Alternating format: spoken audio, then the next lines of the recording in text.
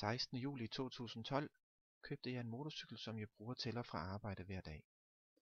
Den 22. august købte jeg en Roleff Reno-jakke og et par Roleff Codra bukser hos T. Hansen i Faaborg. Jeg var meget glad for mit nye motorcykeltøj, indtil det viste sig, at jakken var utæt på ærmerne, lige der hvor armene bøjer. Hverken jakke eller bukser har før eller siden været utætte nogen andre steder. Jeg gik tilbage til T. Hansen, som ikke mente, jeg kunne regne med, at jakken ville være vedvarende tæt, hvis jeg ikke gav den noget imprægnering. Jeg købte og påsprøjtede T. Hansens imprægnering, men det hjalp desværre ikke, så jeg gik tilbage til T. Hansen, og de tog imod jakken som en reklamation den 2. oktober 2012 og sendte den ind til deres reklamationsafdeling, som sendte den videre til firmaet Roleff i Tyskland.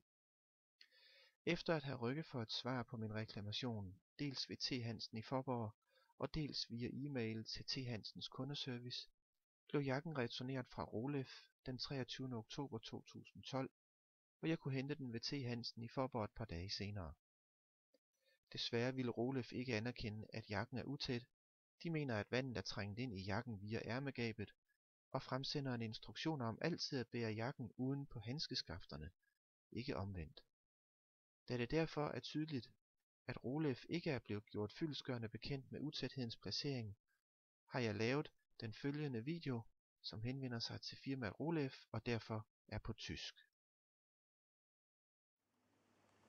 Sehr geehrte Roleff-Team, ich bin gerade zu Hause gekommen von Arbeit, so etwas, ja, heute war es 25 Kilometer vielleicht, also eine kleine Reise, und es hat eigentlich gar nicht sehr viel geregnet. Ich will euch jetzt gerne zeigen, wo meine Jacke undicht ist, weil die ganzen Klamotten sind eigentlich ganz dicht, nur habe ich ein Problem mit den Ärmeln. Ich habe, als Sie gesehen haben, die Handschuhe unter die Jacke getragen und eigentlich ist alles hier ganz dicht, keine Probleme. Nur hier in die Ärmeln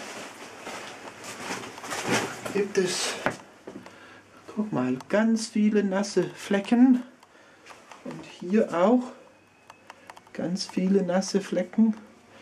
Hier nichts, alles ist ganz trocken, hier nichts. Unter die Armen hier nichts. In die Hosen gibt es keines Wasser.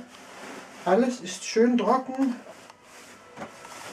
Und das Wasser kommt also nicht von unten, aber durch die Jacke. Hier sieht man es eigentlich ganz gut. Und das finde ich traurig, weil sonst bin ich sehr zufrieden mit meiner Roleff Hosen und Roleff Jacke. Ich finde sie ganz schön, aber also auch undicht. Dankeschön.